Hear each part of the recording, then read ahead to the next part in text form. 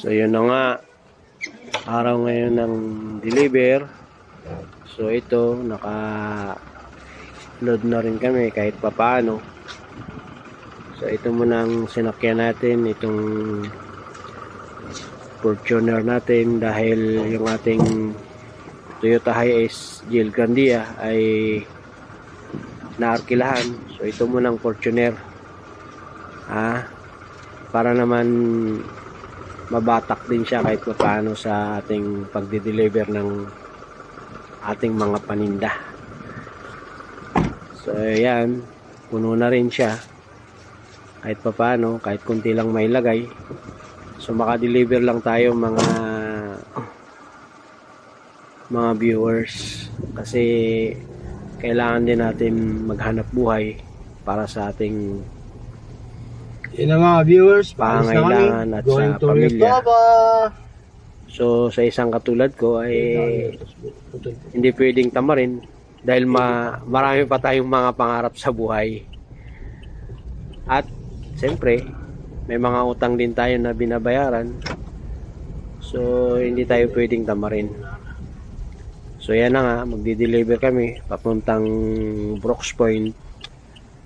So samahan nyo ako mga viewers. So ingat din kayo sa inyong pagbiyahe, dahil isipin natin may pamilya tayong uuwian. Yan, nag-stop over kami saglit, may binili lang dyan si Mrs.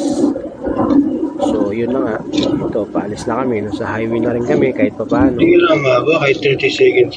So yan, may taga-video ako dyan, yung Mrs. ko, sinamahan niya ako. So yan na, umalis na kami. Siyempre yung driver din. At pupunta kami Brooks Point. So yun, para lang maghanap buhay at pambayad ng utang siyempre. Yun, ayan, hello sa inyo mga viewers. Yan, sinakyan natin ang ating Fortuner. Ginamit na rin natin sa ating panghanap buhay. Mahaba naman siya, boy. At para mahulugan naman. Yan, sana ba kami yan? Andito na kami sa Ramaywan yan. Ramaywan. Ayun, no? Yun ang driver. Ayan, chill lang tayo mag-drive para naman nililibang lang natin ating sarili dyan. Ayan, punta na kami dyan ang point. So yun, maganda naman ang panahon. Oo, wala namang ulan. Yan, malapit na kami dyan sa Abu-Abu. Malapit na sa Abu-Abu. Nalampasan na namin ng Aramaywan. Yan, ang galing mag-video ng misis ko dyan. Nakita nyo naman. Okay, ayun na naman tayo. Yan na. Malapit na kami yan sa saan ba to? Sa Panitian. Ganda ng view. Parang maliit kasi yung pagpatayo, di ba? Dahan-dahan lang tayo. Nakakarating din naman tayo kahit dahan-dahan tayo. Yan, malapit na kami yan sa Panitian. Ito yan sa Palawan, mga viewers. Malapit na kami yan. So yan. Doon sa tindahan. Ingat kayo mga viewers. Ingat-ingat lang tayo sa pagmamahal para naman makawi tayo ng safe. So yan, malapit na kami sa Panitian, dyan sa uncle at tita ng aking misis. Yan, makikli dyan ngayong araw. So every Saturday palengke dyan, dito yan sa Panitian. At maraming customer. Sana lahat makabenta para naman everybody happy, di ba?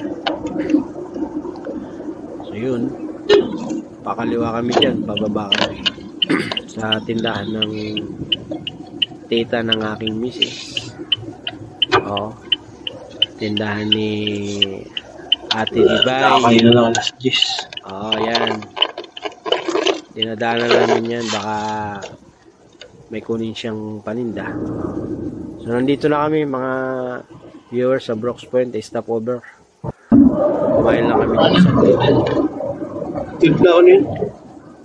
So, dito, banda, hindi na ako naka-video. Ito na karampan. Na-busy na. Pagbaba ng mga paninda. Saka ito, pauwi na kami nito. Dito kami sa hot spring na ito. Sa hot spring. Pauwi na kami niyan. Malapit na kami sa Orduha. Ayun, inupunti kami ng big bike. Napakatuloy pala niyan. So, yun na nga. Malapit na kami bahay. So, thanks sa mga nanood sa aking mga viewers. Subscribe, don't forget. So, dahil 24 years na kami ng aking misis, yan. Hinandaan naman namin ang aming sarili. Yan. May pakik pa si Madam. Thank you very much.